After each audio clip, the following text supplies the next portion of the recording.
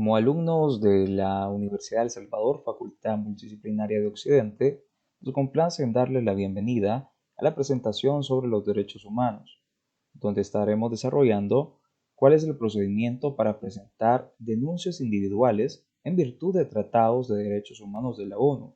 Además, estaremos desarrollando el sistema de peticiones de la Corte Interamericana de los Derechos Humanos. Sin más preámbulo, nos quedamos con la presentación. Bienvenidos. Vamos a desarrollar en estos momentos los tratados básicos de derechos humanos, pero cabe mencionar que los derechos humanos adquieren un significado concreto cuando se presentan denuncias individuales. Al pronunciarse un fallo de un caso individual, se llevan a la práctica normas internacionales que de otra manera podrían parecer generales y abstractas. También las normas que contienen los tratados internacionales de derechos humanos producen sus efectos más inmediatos cuando se les aplica a la situación de la vida diaria de una persona. El conjunto de decisiones resultantes puede servir además de orientación a los estados, la sociedad civil y los particulares al interpretar el sentido contemporáneo de estos tratados. Podemos decir también que los particulares han obtenido progresivamente los medios de reivindicar sus derechos a nivel internacional. Y actualmente, los particulares pueden presentar reclamaciones a las Naciones Unidas sobre violaciones de los derechos que sean objeto de los 9 tratados de derechos humanos llamados básicos. Estos tratados llevan por nombre el Pacto Internacional de Derechos Civiles y Políticos, Convención contra la Tortura y otros tratos o penas crueles, inhumanos o degradantes, la Convención Internacional sobre la Eliminación de todas las formas de discriminación racial, Convención sobre la Eliminación de todas las formas de discriminación contra la mujer, Convención sobre los Derechos de las Personas con Discapacidad, Convención Internacional para la Protección de todas las personas contra las desapariciones forzadas, Convención Internacional para la Protección de los Derechos de todos los trabajadores migratorios y sus familiares, Pacto Internacional de Derechos Económicos, Sociales y Culturales, y por último, Convención sobre los Derechos del Niño y sus protocolos facultativos. Es importante mencionar que los mecanismos de denuncia se han concebido de manera que sean accesibles al profano en cuestiones jurídicas. No es preciso ser abogado, ni siquiera conocer bien la terminología jurídica y técnica para presentar una denuncia en virtud de estos tratados. ¿Contra quién se puede presentar una denuncia en virtud de un tratado? Las denuncias con arreglo a uno de los 9 tratados solo se pueden presentar contra el Estado que cumpla 2 condiciones. En primer lugar, debe de ser parte mediante ratificación o adhesión en el tratado que establezca los derechos presuntamente violados. En segundo lugar, el Estado parte debe haber reconocido la competencia del comité encargado de la vigilancia del tratado para recibir y examinar denuncias de particulares. Ahora bien, surge una pregunta. ¿Quién puede presentar una denuncia? Y la respuesta es sencilla. Cualquiera. Cualquiera puede presentar una denuncia ante un comité contra un Estado que cumpla las 2 condiciones expuestas, ser parte en el tratado y haber aceptado la competencia del comité para examinar denuncias individuales, alegando que se han violado sus derechos consagrados en el tratado correspondiente. Ojo con esto. Cabe mencionar que no es necesario que un abogado prepare el caso, aunque el asesoramiento jurídico puede mejorar la calidad de las presentaciones. No obstante, los particulares deben tener presente que las Naciones Unidas no prestan asesoramiento jurídico en estos procedimientos. Se puede presentar una denuncia en nombre de la presunta víctima con su consentimiento por escrito.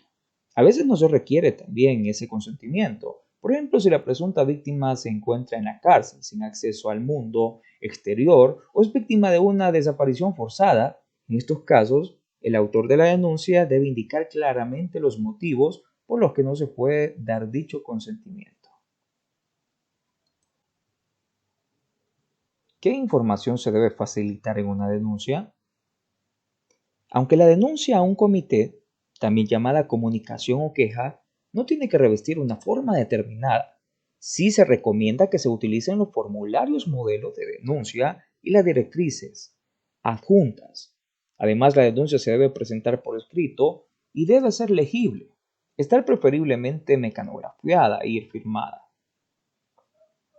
Es fundamental exponer por orden cronológico todos los hechos en que se basa la denuncia.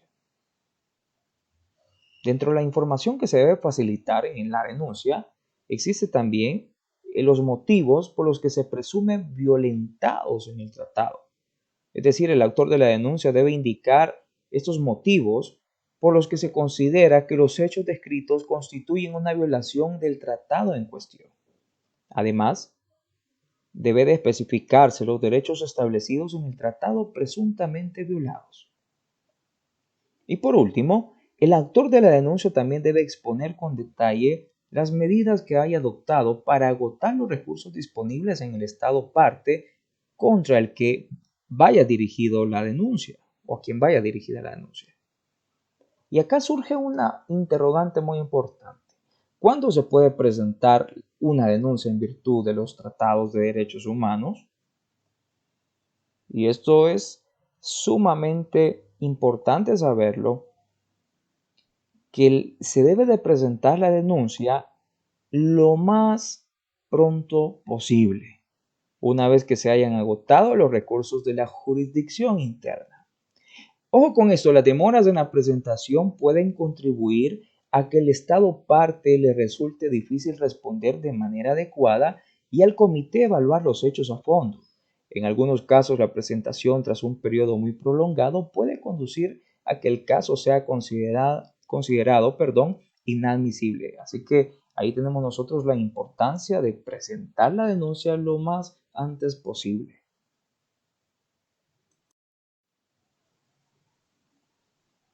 Procedimiento. Sobre la base de los requisitos mencionados, es decir, incluido oficialmente en una lista de casos a examinar, se informará al autor de la denuncia como corresponda. Las dos fases principales del examen de una denuncia reciben el nombre de fase de admisibilidad y fase de examen del fondo. La admisibilidad de la denuncia se refiere a los requisitos formales que debe cumplir la denuncia para que el comité competente pueda examinar su sustancia. Y el fondo, pues, se refiere a aquella sustancia de la denuncia sobre cuya base el comité decide si los derechos de la presunta víctima consagrados en el tratado han sido vulnerables o no. Los comités pueden, además, en cualquier etapa del procedimiento, pedir al Estado parte que adopte medidas a fin de impedir cualquier daño irreparable al demandante o la presunta víctima en relación con las reclamaciones del caso. En cuanto a la admisibilidad de la denuncia, antes de que los comités puedan examinar una denuncia en cuanto al fondo o sustancia, debe cerciorarse de que cumpla los requisitos formales de admisibilidad. Al examinar esto, la admisibilidad puede considerar uno o varios de los factores siguientes. Entre ellos, tenemos que es el autor de la denuncia una víctima de la violación denunciada. Y aquí se debe demostrar que la presunta víctima está afectada personal y directamente por la legislación, la política, las prácticas, los actos o las omisiones del Estado parte que constituye el objeto de la denuncia. Otra es, si es compatible la denuncia con las disposiciones de tratado que se invoca, la violación denunciada debe guardar relación con un derecho protegido efectivamente por el tratado. Por ejemplo, si se ha presentado una denuncia con arreglo al protocolo facultativo del Pacto Internacional de Derechos Civiles y Políticos, no se puede alegar que se ha violado el derecho a la propiedad porque el pacto no protege ese derecho.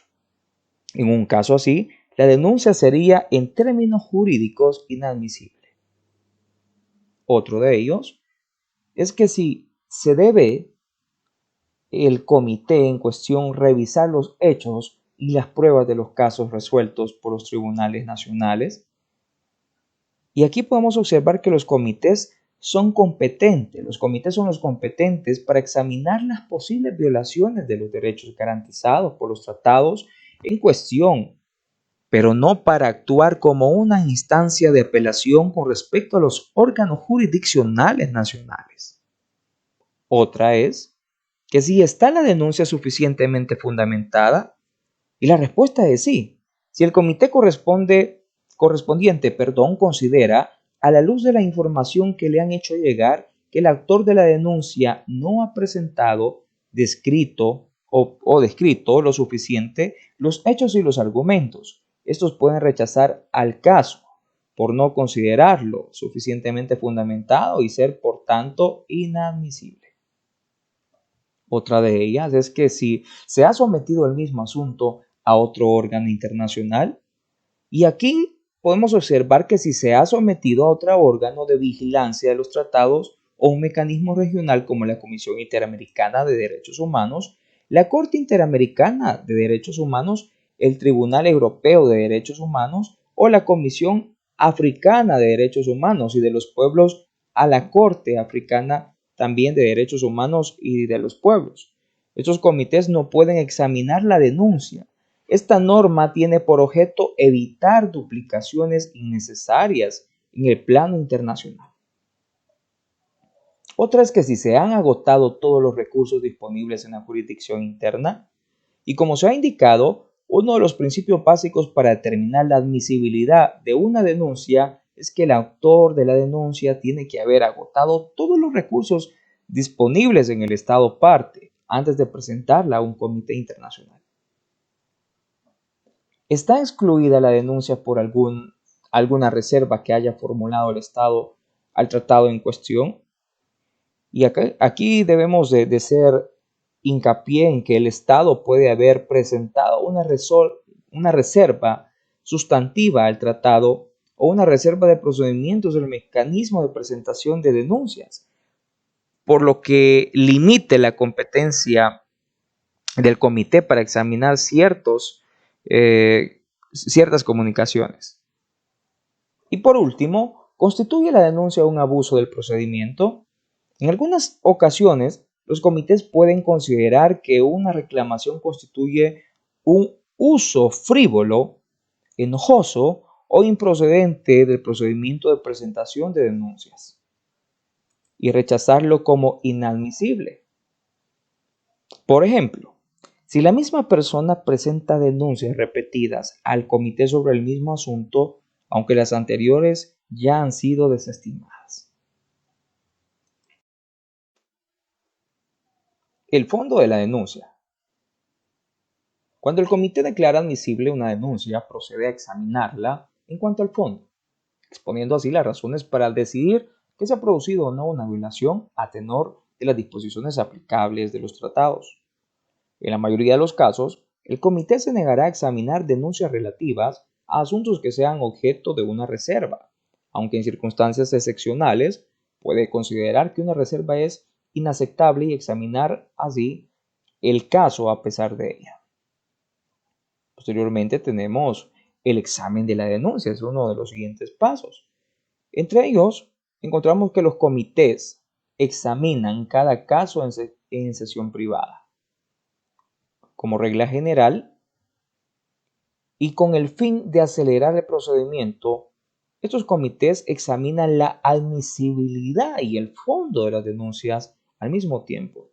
A continuación, se aplica el procedimiento general descrito, es decir, las comunicaciones una vez recibidas y registradas se transmiten al Estado parte interesado para darle la oportunidad de presentar observaciones.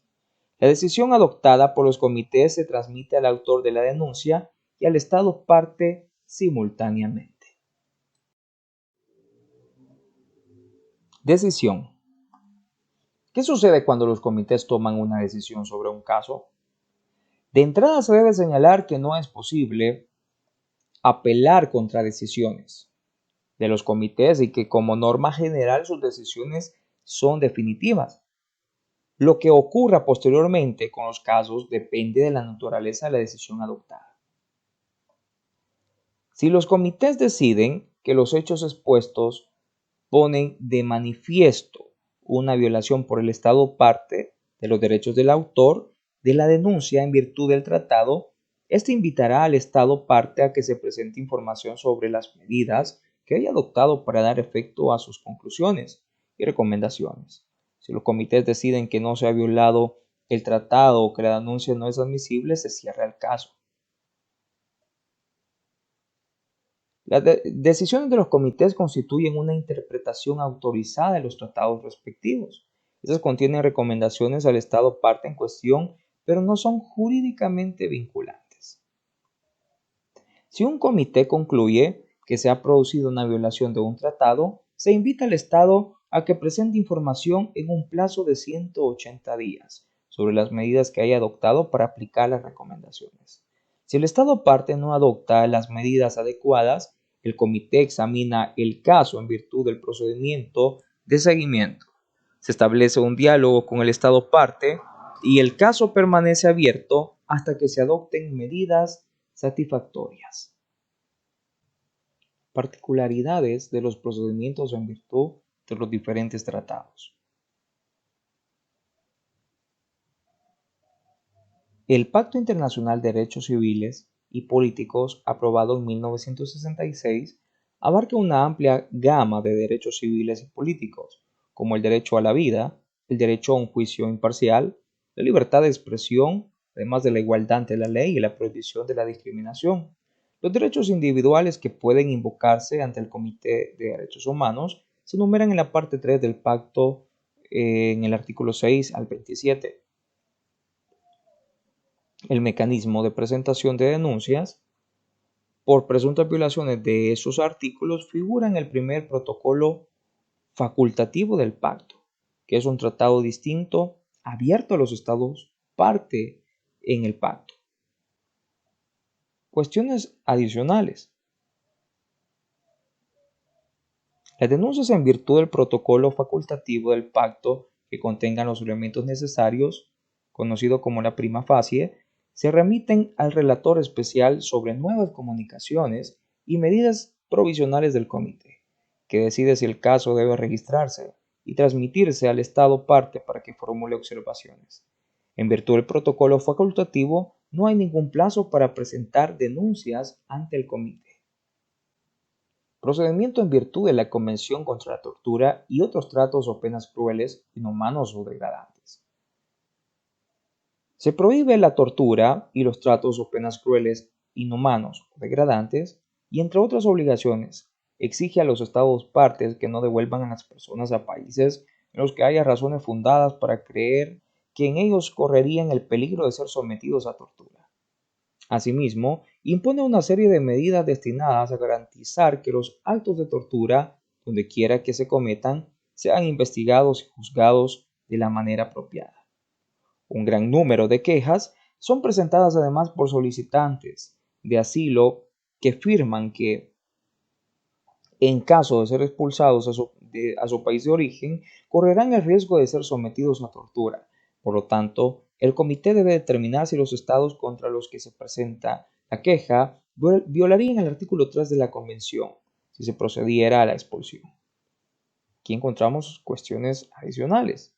Entre ellas, tenemos que las quejas se declararán inadmisibles no solo si están siendo examinadas por otro procedimiento internacional de investigación o arreglo, sino también si el mismo asunto ha sido objeto en el pasado de una decisión con arreglo a este procedimiento. Aquí, al examinar el caso, el comité puede, de conformidad con su reglamento, pedir a las partes que estén presentes en sesiones privadas específicas para que proporcionen nuevas aclaraciones o respondan a preguntas relativas al fondo de la queja. Sin embargo, estos casos son excepcionales y la no comparecencia del autor de la queja no afectará el examen del caso. Procedimiento en virtud de la Convención Internacional sobre la Eliminación de todas las formas de discriminación racial. Establece una serie de obligaciones en virtud de las cuales los Estados partes deben garantizar en la legislación y en la práctica el goce del derecho a no ser víctima de discriminación racial. Los Estados partes pueden además formular una declaración con arreglo al artículo 14 aceptando así la competencia del Comité para la Eliminación de la Discriminación Racial. En virtud del artículo 14 del párrafo 2, los Estados partes pueden designar un órgano nacional que será competente para recibir y examinar peticiones de personas o grupos de personas que aleguen ser víctimas de violaciones de los derechos estipulados en la Convención y hayan agotado los demás recursos locales disponibles. Acá encontramos también cuestiones adicionales, y entre ellas tenemos que las denuncias relacionadas con esta convención pueden ser presentadas no solo por particulares o en nombre de ellos, sino también por grupos de personas o en representación también de tales grupos. Aquí cabe mencionar que las denuncias deben presentarse en un plazo de 6 meses a partir de la fecha del fallo definitivo pronunciado por una autoridad nacional en el caso.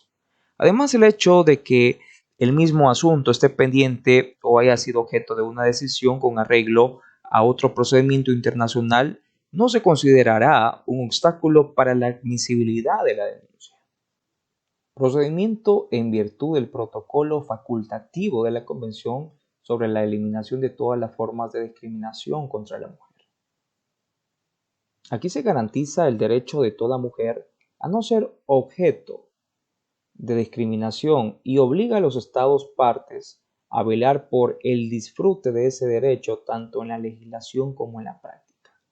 Las obligaciones sustantivas figuran en las partes 1 al 4 de la Convención en su artículo 1 al artículo 16. El mecanismo para la presentación de denuncias de la Convención figura en su protocolo facultativo que se aprobó el 6 de octubre de 1999. Y este se trata de un tratado separado, abierto a los Estados partes en la Convención. Los Estados que han pasado a ser parte en el protocolo facultativo reconocen la competencia del Comité para la Eliminación de la Discriminación contra la Mujer. Aquí también encontramos cuestiones adicionales. Las denuncias se considerarán inadmisibles no solo si están siendo examinadas por otro procedimiento de investigación o arreglo internacional, sino también si ya han sido examinadas con arreglo a dicho procedimiento. Cuando el comité tome una decisión que oficialmente se denomina dictamen sobre el fondo de un asunto, también formula recomendaciones sobre la reparación que puede ofrecer el Estado parte. Las recomendaciones pueden ser de carácter general sobre cuestiones de políticas en el Estado parte o específicas. Además, los tipos de recomendaciones que formula el comité son las siguientes. Entre ellas tenemos las medidas para poner fin a las violaciones de los derechos de la víctima, además de la restitución, la indemnización y la rehabilitación de la víctima, reforma de la legislación y cambios a las políticas y las prácticas que constituyen violaciones de la Convención, medidas para prevenir la repetición de la violación. Ahora encontramos el procedimiento en virtud del protocolo facultativo de la Convención sobre los Derechos de las Personas con Discapacidad. Este promueve el pleno ejercicio por las personas con discapacidad de sus derechos humanos y libertades fundamentales y establece además obligaciones en virtud de los cuales los Estados partes deben garantizar en la legislación y en la práctica el goce de estos derechos y libertades. El mecanismo para la presentación de denuncias de la Convención figura en su protocolo facultativo que se aprobó el mismo día. Este se trata de un tratado separado, abierto a los Estados partes en la Convención. Los Estados partes en el protocolo facultativo reconocen la competencia del Comité sobre los Derechos de las Personas con Discapacidad, un grupo de 18 expertos independientes que se reúnen 2 veces al año para recibir así las denuncias de las personas que se encuentran bajo su jurisdicción y que aleguen ser víctimas de violaciones de las disposiciones de la Convención. Dentro de las cuestiones adicionales, encontramos que las denuncias se deben presentar por escrito, ojo con esto, o en un formato alternativo que permita transmitir una copia legible de su contenido al Estado parte. Las denuncias se considerarán inadmisibles no solo si el mismo asunto está siendo examinado por otro procedimiento de investigación o arreglo internacional, sino también si han sido examinadas con arreglo a dicho procedimiento o por el propio comité. El Comité sobre los Derechos de las Personas con Discapacidad aplica los criterios establecidos en el artículo 12 de la Convención sobre los Derechos de las Personas con Discapacidad, que reconoce la capacidad jurídica del autor o la presunta víctima, independientemente de que esta capacidad esté reconocida en el Estado parte contra el que vaya dirigido la denuncia. Procedimiento en virtud de la Convención Internacional para la Protección de todas las personas contra las desapariciones forzadas. Entre ellas tenemos que se impone obligaciones en virtud de las cuales los Estados partes deben proteger a todas las personas de las desapariciones forzadas y luchar así contra la impunidad por el delito de desaparición forzada. Las obligaciones sustantivas figuran en la parte 1 de la Convención en su artículo 1 al 25.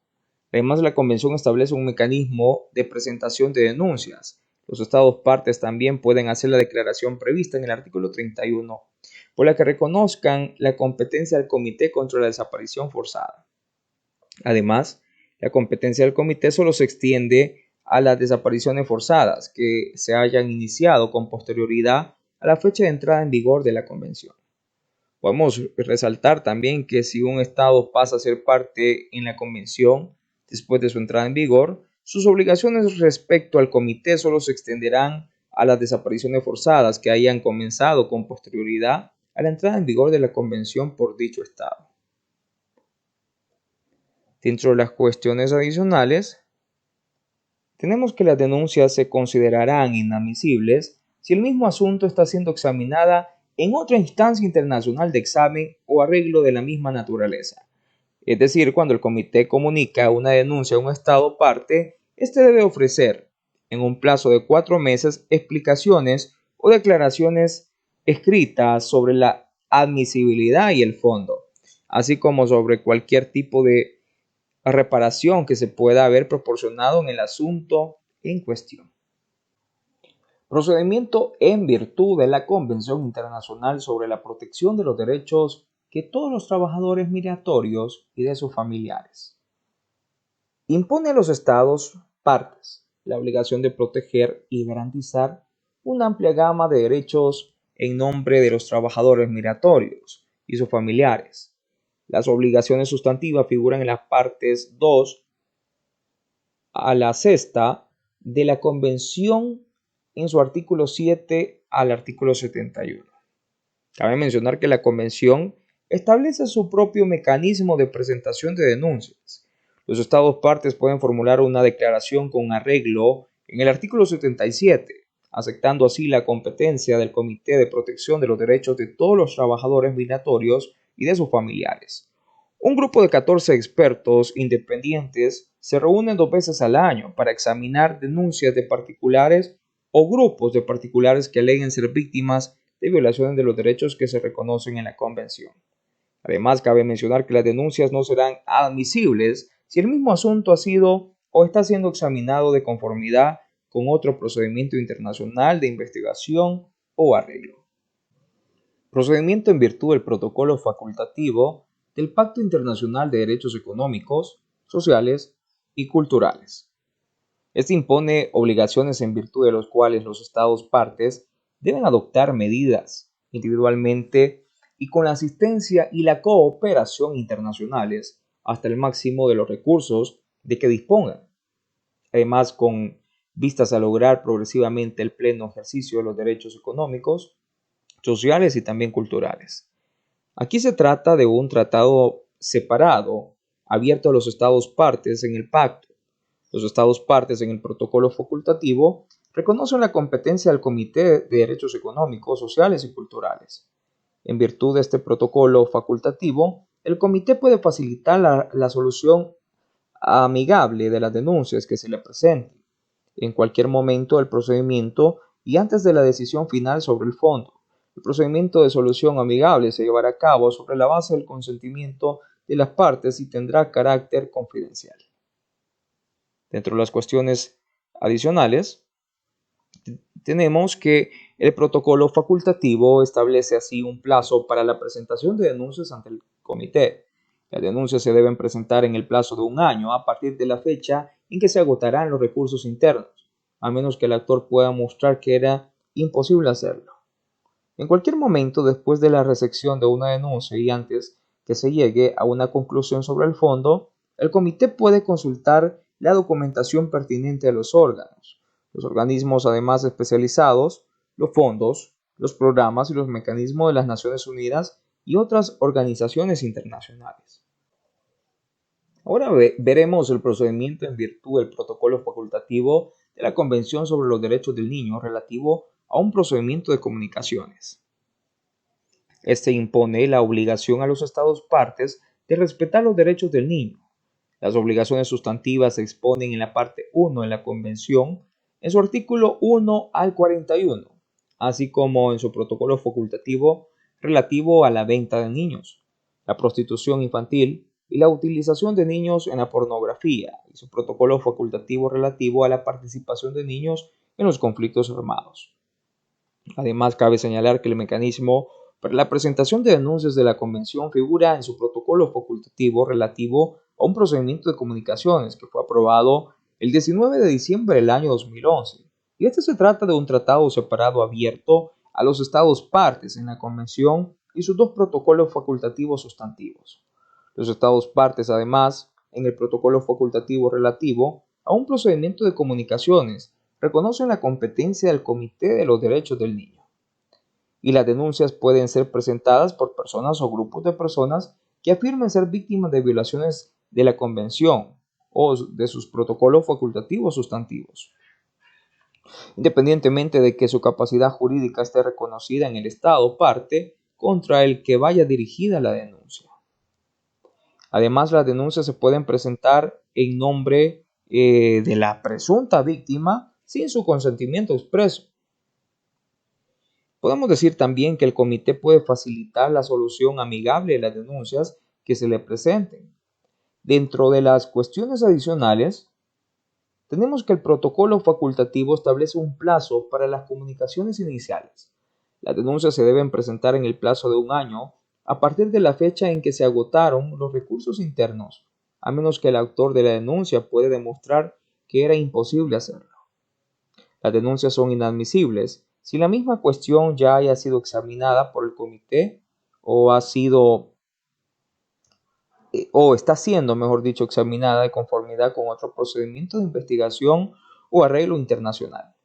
Además, el comité puede decidir, por decirlo así, invitar al autor de la denuncia o la presente víctima, así como a representantes del Estado parte afectado, a fin de que proporcionen en persona o por videoconferencia o teleconferencia aclaraciones adicionales o respondan preguntas sobre el fondo del caso, siempre que el comité estime que ello redunda en el interés superior del niño. Toda audiencia se celebrará a puerta cerrada. Ahora daremos paso al desarrollo del sistema de peticiones de la Corte Interamericana de Derechos Humanos, donde estaremos abordando la temática de derechos humanos en el sistema interamericano, también del procedimiento para presentar una petición y por último aquellas situaciones de gravedad y urgencia. Ahora bien, dentro del desarrollo de los derechos humanos en el sistema interamericano, veremos qué es el Sistema Interamericano de Derechos Humanos. Y este es un sistema regional de promoción y protección de derechos humanos y está compuesto por dos órganos. Uno de ellos es la Comisión Interamericana de Derechos Humanos y la Corte Interamericana de Derechos Humanos. ¿Qué es la Comisión Interamericana de Derechos Humanos? La Comisión es un órgano principal y autónomo de la OEA, creado en el año de 1959, cuyo mandato surge de la Carta de la OEA. Esta comisión está integrada por 7 miembros independientes expertos en derechos humanos, que no representan a ningún país y son elegidos por la Asamblea General de la OEA. Ahora bien, ¿qué es la OEA? La OEA es una organización que reúne a los 35 países independientes de las Américas y que tiene como propósito afianzar la paz y la seguridad del continente, promover y consolidar la democracia representativa dentro del respeto al principio de no intervención. También el de prevenir las posibles causas de dificultades y así asegurar la solución pacífica de controversias que surjan entre los Estados miembros, entre otros propósitos. Además, la OEA utiliza 4 pilares fundamentales para llevar a cabo sus objetivos. Estos son la democracia, los derechos humanos, la seguridad y el desarrollo. Y por último surge la interrogante de cuál es la función de la Comisión. La función de la Comisión es promover la observancia y la defensa de los derechos humanos en las Américas. Esta comisión ejerce esta función a través de la realización de visitas a los países, actividades o iniciativas temáticas. Además, cabe mencionar que la preparación de informes sobre la situación de derechos humanos en un país o sobre una temática particular, la adopción de medidas cautelares o solicitud de medidas provisionales de la Corte Interamericana de Derechos Humanos, y el procedimiento y análisis de peticiones individuales, con el objetivo de determinar la responsabilidad internacional de los estados por violaciones en los derechos humanos y así emitir las recomendaciones que considere necesarias. ¿Contra quién puedo presentar una petición por violación de derechos humanos? La denuncia debe ser presentada contra uno o más estados miembros de la OEA que considere han violado los derechos humanos contenidos en la Declaración Americana, además la Convención Americana y otros tratados interamericanos de derechos humanos. El Estado puede llegar a ser responsable de violar los derechos humanos por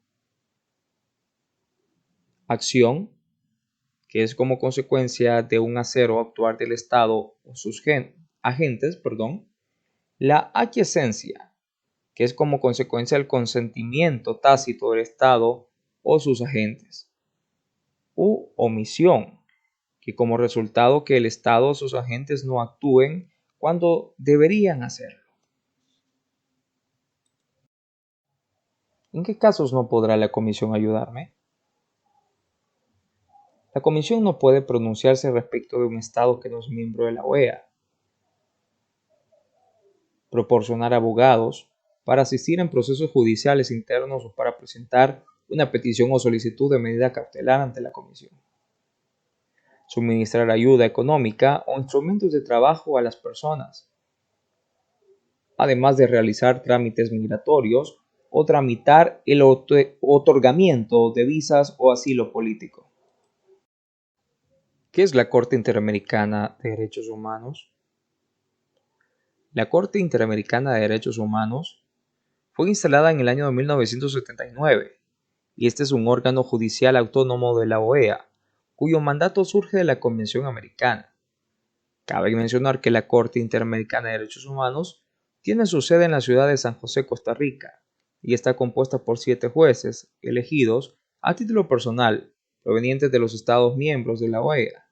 Además, la Corte Interamericana de Derechos Humanos tiene como objetivo interpretar y aplicar la Convención Americana y otros tratados interamericanos de derechos humanos, en particular a través de la emisión de sentencias sobre casos y opiniones consultivas. ¿Cuáles son los derechos humanos protegidos? La Comisión es competente para examinar peticiones en las que se aleguen violaciones a los derechos humanos contenidos en la Declaración Americana, la Convención Americana y otros tratados interamericanos de derechos humanos. Ahora veremos cuáles son los tratados interamericanos de derechos humanos. Entre ellos tenemos la Convención Americana sobre Derechos Humanos, Pacto de San José de Costa Rica en 1969. Convención Interamericana para Prevenir y Sancionar la Tortura, 1985. Protocolo adicional de la Convención Americana en materia de derechos económicos, sociales y culturales, Protocolo de San Salvador, 1988. Protocolo a la Convención Americana sobre Derechos Humanos relativo a la abolición de la pena de muerte, 1990. Convención Interamericana para Prevenir, Sancionar y Erradicar la Violencia contra la Mujer, Convención de Belém do Pará, 1994. Convención Interamericana sobre Desaparición Forzada de Personas, 1994,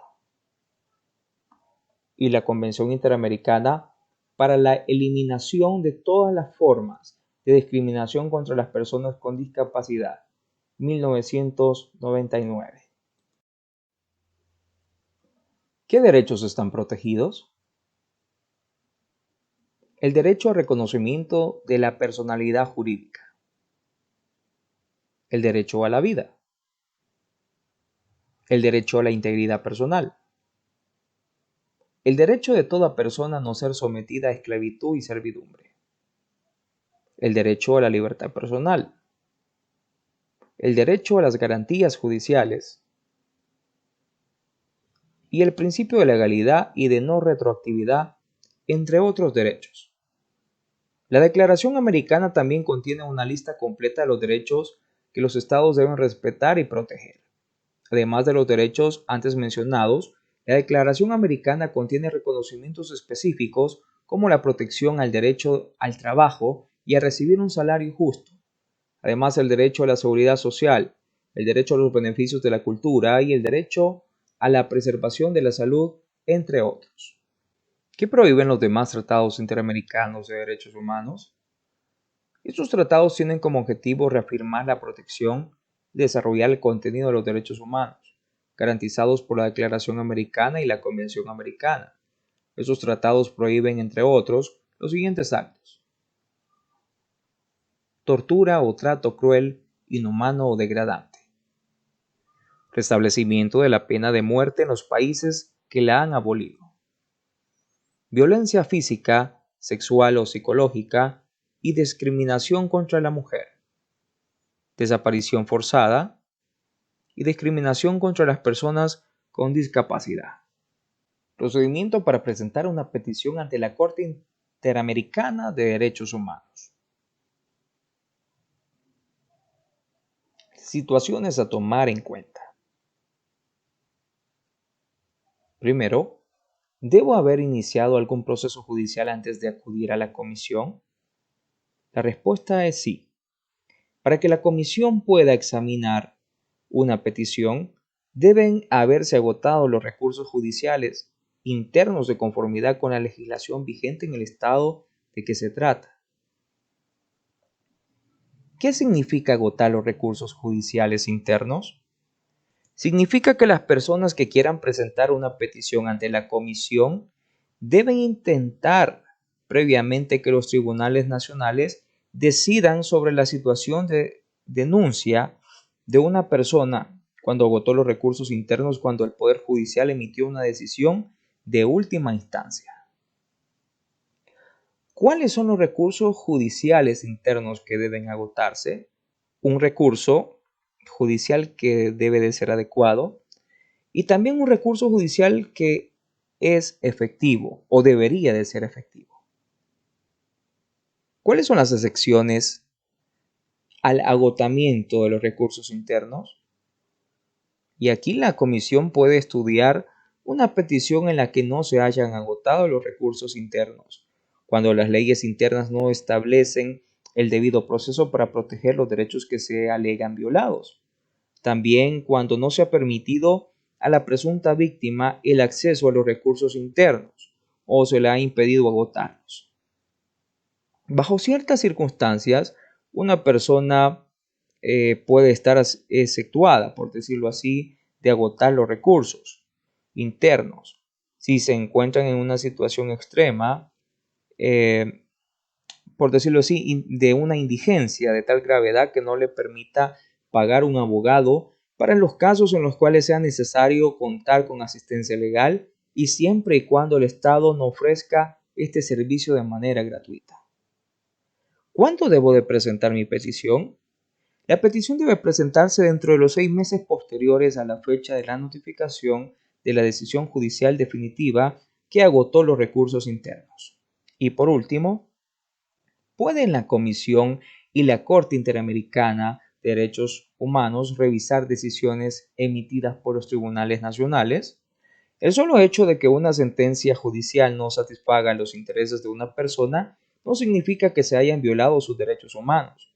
La Comisión y la Corte Interamericana de Derechos Humanos tienen competencia para revisar posibles violaciones a los derechos protegidos en los tratados interamericanos. Presentación de la petición. Situaciones a tomar en cuenta. ¿Quién puede presentar una denuncia ante la comisión? La respuesta es cualquier persona o grupo de personas u organización por sí misma o en representación de otra. Puede presentar una petición para denunciar una violación a los derechos humanos en contra de uno o más estados de la OEA. Además, una persona puede ser a su vez peticionaria y presunta víctima en una petición. ¿Puede la comisión mantener en reserva la identidad de la presunta víctima? Generalmente, cuando la comisión se dirige al Estado en relación con una petición, debe comunicarle la identidad de la presunta víctima, ya que éste debe saber quién es la persona afectada por los hechos a los que se refiere la petición. Sin embargo, si la persona tiene algún inconveniente al respecto, la situación puede ser comunicada a la comisión para que la considere. ¿Puede la comisión mantener en reserva la identidad de la parte peticionaria? Sí. La comisión puede mantener en reserva la identidad de la parte peticionaria, si así lo solicita expresamente. Sin embargo, si el peticionario o la presunta víctima son la misma persona, la comisión generalmente comunica al Estado su identidad. ¿En qué idioma debo presentar mi petición? Los idiomas oficiales de la Corte Interamericana de Derechos Humanos son el español, el inglés, el portugués y francés, y generalmente solo es necesario enviar la petición en uno de ellos que sea utilizado por el Estado. En todo caso, es importante tener presente que si se decide dar trámite a la petición, esta deberá ser transmitida al Estado en el idioma oficial que utiliza. ¿Necesito un abogado para presentar mi petición? La respuesta es no. La comisión no exige la representación de un abogado en la presentación y trámite de la petición. ¿Tiene algún costo económico presentar mi petición? La respuesta es no, ya que los procedimientos ante la comisión son gratuitos. ¿Qué debe de incluir mi petición? Toda petición debe incluir los datos de las presuntas víctimas y de sus familiares, además de los datos de la parte peticionaria, tales como el nombre completo, teléfono, la dirección postal y de correo electrónico, además de una descripción completa, clara y detallada de los hechos alegados que incluya cómo, cuándo y dónde ocurrieron, así como el estado que se considera responsable, la indicación de las autoridades estatales que se consideran responsables, además de los derechos que se consideran violados en caso de ser posibles. Asimismo, las instancias judiciales o autoridades en el estado a las que se acudió para remediar las violaciones alegadas. Eso es importante mencionarlo, que de ser posible se recomienda incluir una lista en la cual se enumeren los anexos que se adjuntan en la petición con el objetivo de facilitar la identificación de los mismos. Bien, vamos a desarrollar el procedimiento de petición individual según el artículo 44 de la Corte. La Corte en un primer momento le asigna un número y realiza un examen de admisibilidad. En segundo momento, le admite. Luego encontramos que se inicia el procedimiento. La petición se convierte en caso. Luego se solicita información al Estado y pide al peticionario que realice sus observaciones a la respuesta estatal. Luego se le propone una solución amistosa. Ahora bien, si hay una solución amistosa, la Corte elabora un informe que se transmite a las partes y a la OEA, indicando la solución lograda según el artículo 49. Pero si no hay una solución amistosa, se da traslado a las partes y se realiza una investigación del caso para indagar si el Estado ha incurrido en responsabilidad por violaciones de derechos humanos. Ante tal situación, puede no haber responsabilidad y sí puede haber responsabilidad. Hay dos parámetros donde no hay responsabilidad y donde puede haber una responsabilidad. Además, la Corte Interamericana de Derechos Humanos elabora un informe confidencial que contiene recomendaciones para subsanar la violación y reparar el daño. Esto según el artículo 50. Esto es en caso, y cabe mencionarlo, que haya una responsabilidad. Posterior a esto, el Estado cumple recomendaciones. Y si el Estado cumple recomendaciones, emite un informe definitivo que supervisa su cumplimiento, según el artículo 51. Y este somete el caso a la Corte Interamericana de Derechos Humanos. Pero cabe también la posibilidad de que si el Estado no cumple con las recomendaciones, quien tendrá competencia de poder ver esta posible violación a los derechos humanos será la Corte Interamericana de Derechos Humanos la encargada de poder desarrollar pues, ese procedimiento. Tenemos el procedimiento de casos ante la Corte Interamericana de Derechos Humanos. En un primer momento, la Corte realiza un examen de admisibilidad. Y si no cumple los requisitos, se tendrán 20 días para subsanar, según el artículo 38 reglamento de la Corte Interamericana de Derechos Humanos.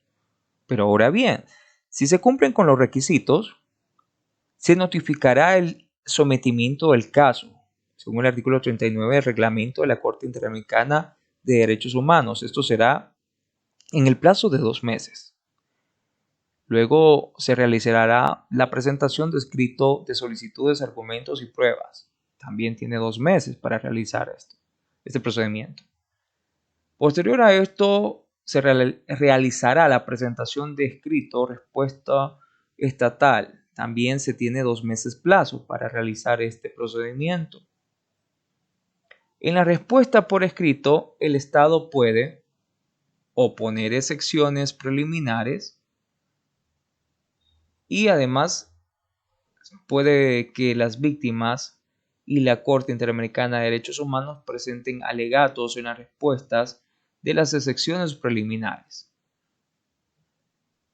Luego se tiene celebración de audiencia pública en la que se tratan asuntos de admisibilidad, fondo, reparaciones y costas. Posterior a esto se realiza la presentación de alegatos finales según el artículo 56 del reglamento. Luego la Corte emite una sentencia, según el artículo 67 del reglamento de la Corte Interamericana de Derechos Humanos. En esta sentencia se reconoce responsabilidad internacional y la obligación de reparar. La Corte supervisa el cumplimiento de la sentencia que se ha estipulado y pueda también que en la sentencia no haya responsabilidad internacional.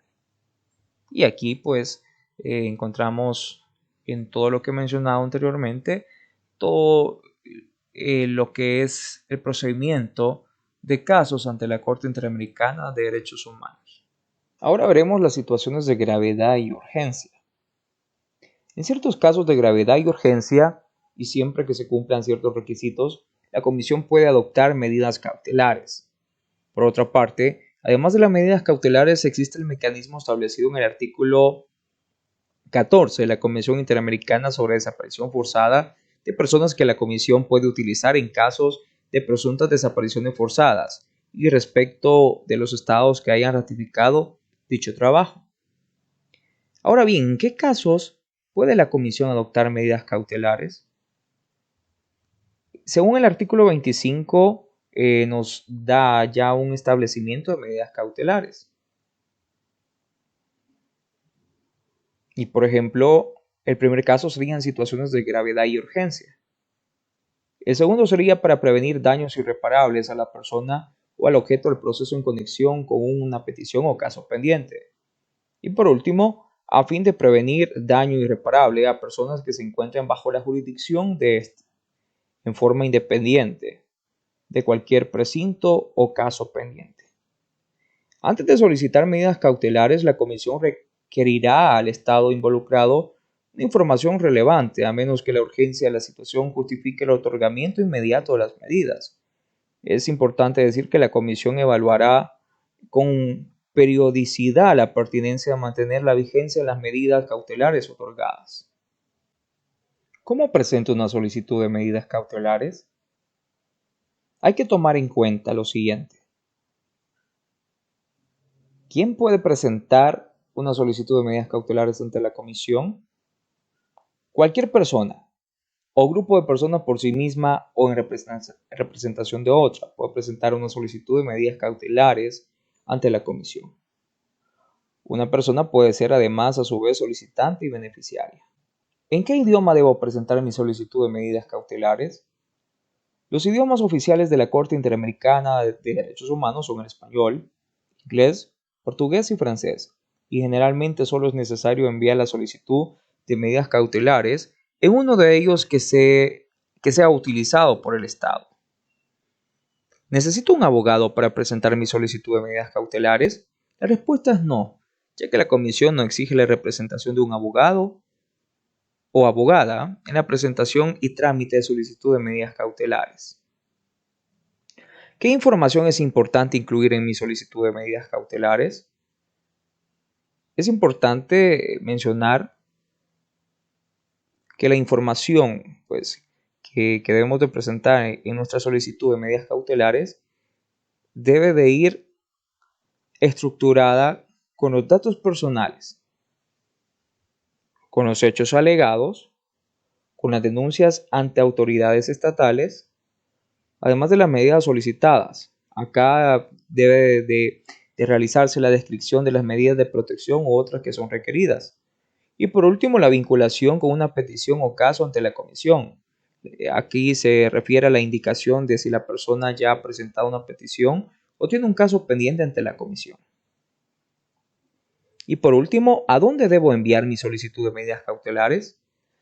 Si bien la solicitud puede hacerse personalmente, no es necesario acudir a la comisión, ya que la solicitud puede enviarse por uno de los siguientes medios: por correo electrónico a la dirección Corte Interamericana de Derechos Humanos, denuncias@idoas.org, además del fax más 1-258-3992 o 6215, además del correo postal Comisión Interamericana de Derechos Humanos, 1889 Fall Street, Nueva York.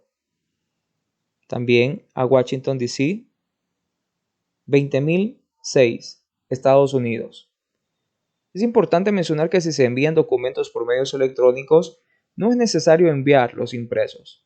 Toda solicitud o comunicación remitida debe ser dirigida a la Comisión Interamericana de Derechos Humanos. Por último, vamos a desarrollar cuál es el procedimiento que sigue mi solicitud de medidas cautelares. ¿En algún momento debo ir a la sede de la comisión? La respuesta es no. No es necesario acudir a la comisión porque el procedimiento es principalmente por escrito. En ciertos casos, la comisión puede convocar, de ser necesario, audiencias o reuniones de trabajo. ¿Cómo conozco la decisión de la comisión respecto de mi solicitud de medidas cautelares? La comisión remite una carta notificando la decisión adoptada. La carta será enviada a la persona solicitante a la dirección indicada en la solicitud. Después del envío de mi solicitud inicial de medidas cautelares, ¿puedo presentar información adicional? De ser necesario, la persona solicitante puede enviar comunicaciones adicionales sobre la situación de la persona que proponen beneficiarios, sobre los hechos alegados en cualquier momento.